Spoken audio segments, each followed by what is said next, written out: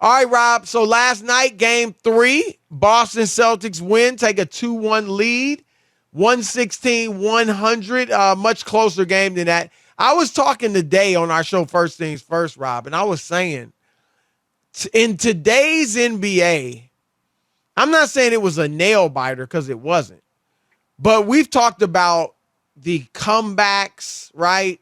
From huge comebacks that you didn't used to see, at least not regularly. We talked about the blowouts. You know, you're seeing more blowouts than ever. And I also think, Rob, I think some of these games that may end up being a 12-point, a 15-point, last night a 16-point game are actually close games. They're not clutch time games where in the last 5 minutes it's within 5 points. But last night's game, you would look at the score and, 16. Wow, they handled them, blew them out. No, it was a good game. It was a close game. And I just think that's a new also one of the new things coming out of this 3-point shooting era.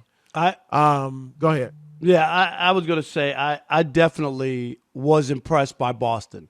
To bounce back from that stinker, game 2, Chris, and being basically outplayed 7 of the 8 quarters in the first 2 games in San Francisco.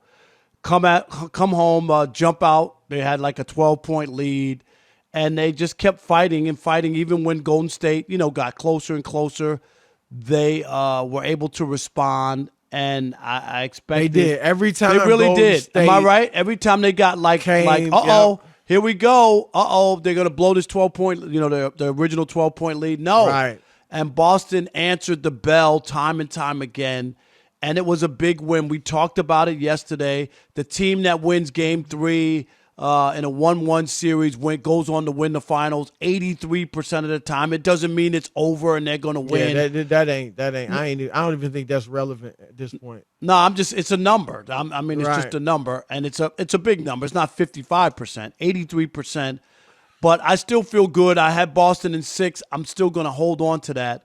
And I just love that. I think that Boston has had an extremely tough road to get to where they are. It's not by happenstance or fluke. And they're a good team up and down. Didn't play well in game 2. So it was refreshing to see the Celtics just get back to what they were doing and get back to being who they were and winning a very important game. This is what they do. Yeah, this is what they've done ever since the second round. They obviously were consistent in sweeping Brooklyn, but Milwaukee up and down, Miami up and down, and it might be the case in this series. And whether it's one or both of the teams are up and down, or it's, again, we've talked about it, this is a strange era with all these 3-point shots. I mean, the games, even when they are relatively close, Rob, like last night, they still could end up being, double-figure wins or close to 20-point wins. So it's odd, but I would be surprised, assuming Steph Curry is fully healthy, like not hindered by this foot sprain. I would be surprised if Golden State doesn't win and send it back to San Francisco 2-2. But maybe that'll happen because I'm expecting a long series, but we will see. But lot of different storylines coming out of last night. And one of them, Rob, was Draymond Green, who had a horrible game. Draymond Green had statistically one of the worst games that a future Hall of Famer will ever have in the NBA Finals or has ever had in the NBA Finals. Rob, 35 minutes he played, 2 points, 3 assists, 4 rebounds, and 6 fouls. He was bad. Even by his own admission, he said he played soft. He said he played like crap, and he did. So I give him credit for owning it. But the big storyline coming out of this, Rob, was that Draymond, he has made himself, he's a spectacle now.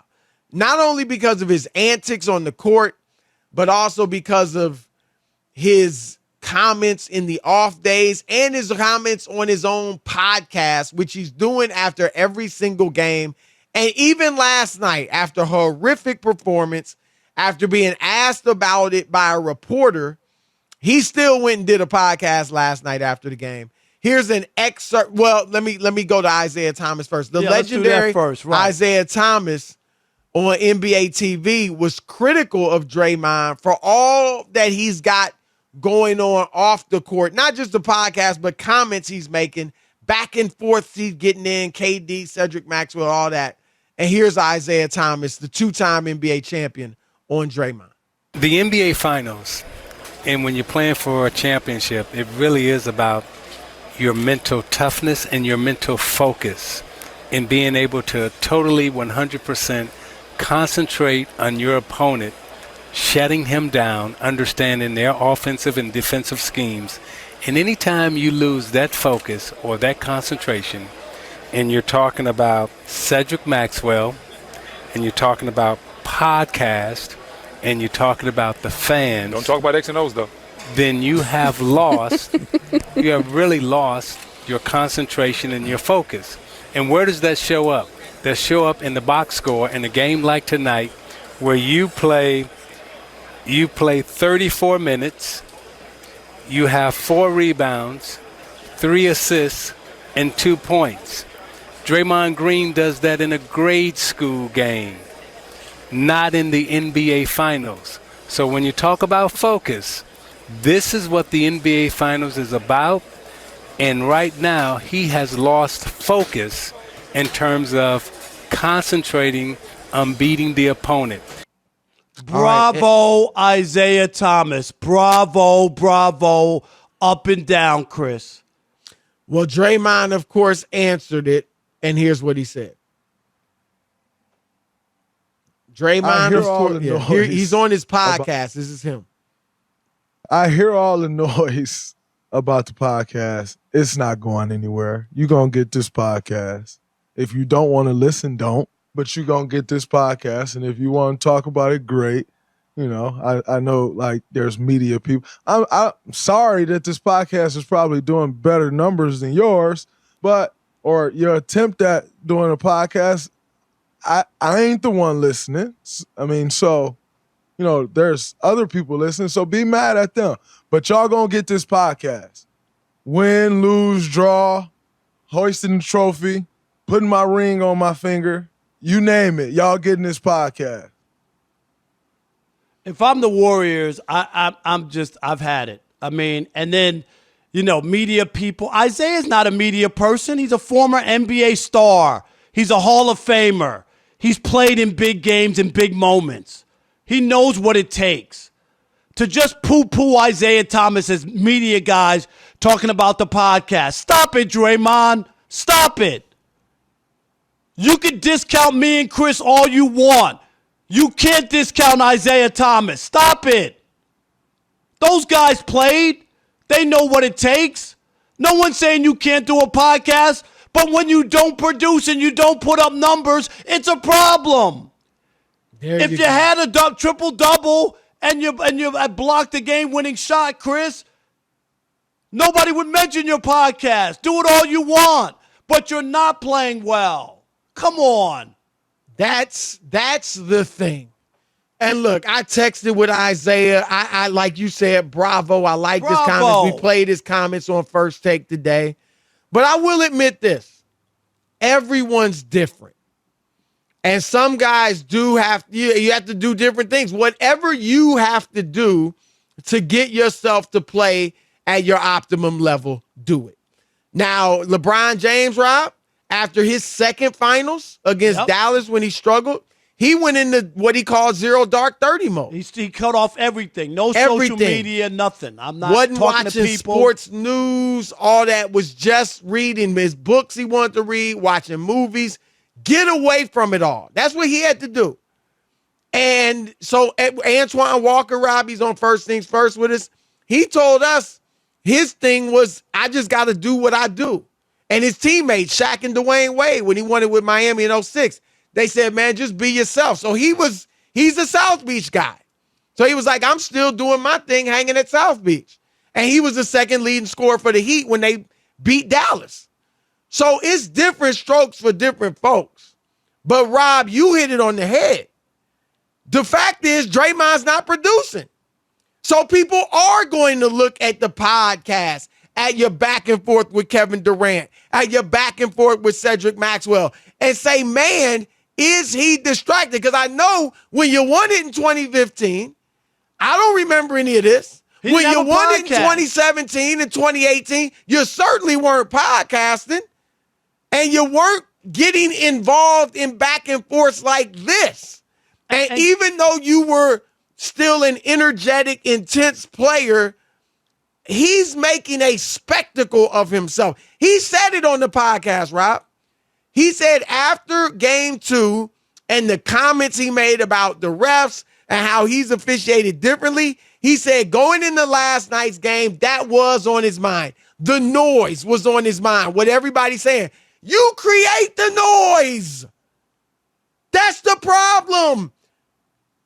So if you're going to you can have your podcast, but you better produce, or people have a right to wonder, man, is he all in? Rob, let's just keep it real. You're doing the show tonight, the comedy show. Now, we've been talking about it. I mean, you've been talking about it obviously for years, but we've been talking about it for the last couple weeks. If you were showing up for our show and you ain't have anything to say, you didn't know your facts, you're messing up names, you're not watching the games, and it's showing on the show. What do you do? What we can't do? What are you doing? A stand-up, and you're not even performing on the show. Yes.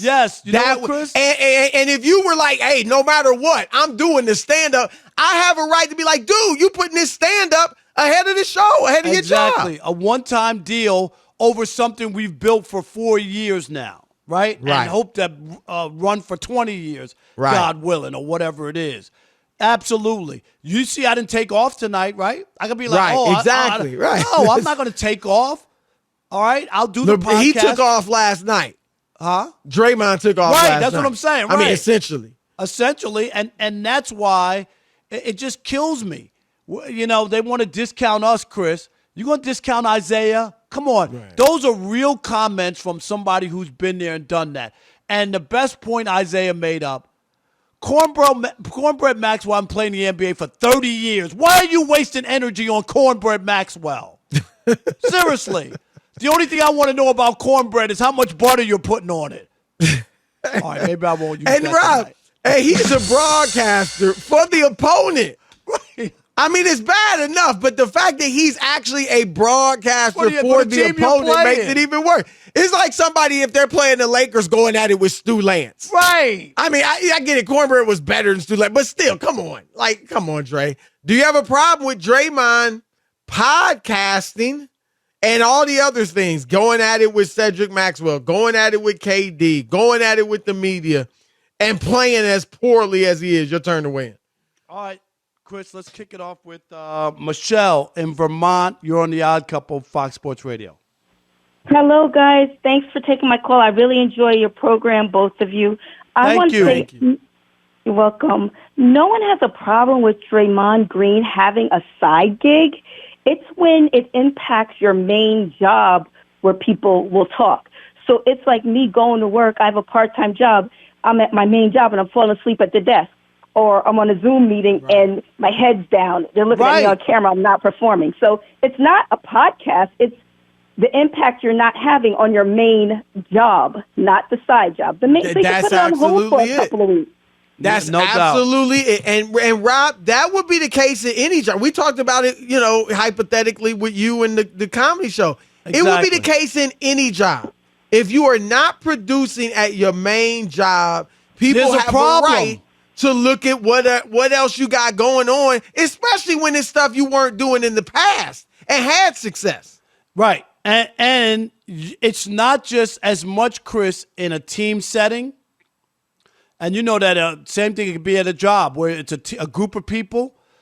It's not what you're doing also affects Steph Curry's legacy. It's not even You know fair what I to mean? them. Steve Kerr, the Warriors organization. You don't think that organization is worth more money if they win another title than if they don't? There's a lot of that stuff in there where they go, what are you doing? Can you focus on this for 2 weeks? Think about what it would do, Rob. Right. If Steph wins this championship. It makes a big difference in his legacy, Chris, don't you think? Absolutely.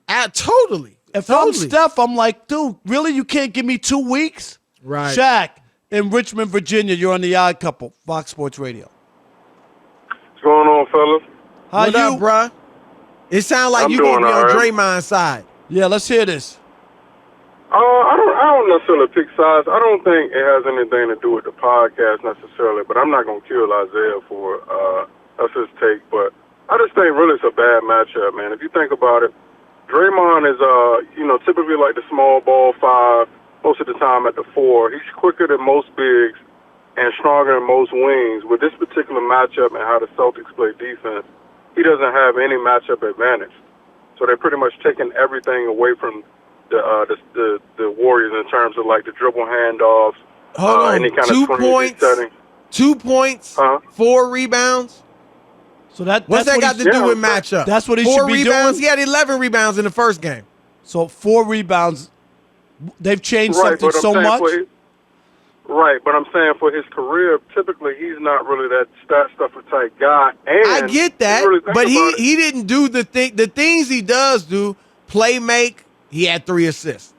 Defense, he was horrible. Jaylen Brown was going at him like crazy, hunting him early in the game. Chris, are you ready for this? Draymond Green's this postseason, he has 17 podcast episodes, but only 14 games with double digits in points, rebounds, or assists. So he's got more podcast episodes. 17. And the Shaq is right. And with Draymond, it's not about stats. But the eye test, he wasn't effective. They got dominated inside. That's on him. That's his domain. Hey, real quick, Marty, you got a minute. We're going to squeeze you in. You're on the Odd Couple, Fox Sports Radio. All right. Marty from Kentucky. What up, Marty? What's up? I'm going to clear my usual small talk with you guys because I got a minute. I'm a Warriors fan. I'm a Draymond fan. I don't think that they can be what they are and what have been without him being a piece of the puzzle. Agreed. That being said, I never feel like any criticism of Draymond is without its validity. Hold on, I got an alarm going off on my phone. Okay, there we go. He's saying without merit. Right. The criticism is fair. He doesn't hesitate to criticize others, and he's always in the middle of everything. It's just part of the fame game. And honestly, I don't think it bothers him much. I think he loves the whole mix-up. He loves the back and forth. He clearly does.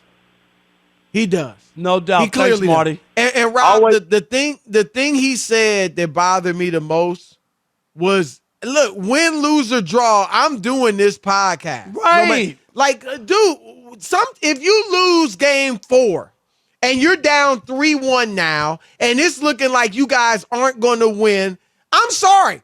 I would not be thinking about doing a podcast. Right. I'll give you a finals recap in the podcast when it's all over. Right. We're facing elimination, and I'm going to do a podcast? I mean, again, to each his own, but you better be producing when you – and it's not just that they're down 2-1, Rob. If he was playing well, we could live with it. Right. It's totally different. I tell you, people, Chris, you can get away with a lot of stuff when you're performing, when you're at the top of your game. We see that all the time. All the time. In the NFL, NBA, baseball, whatever. Yep.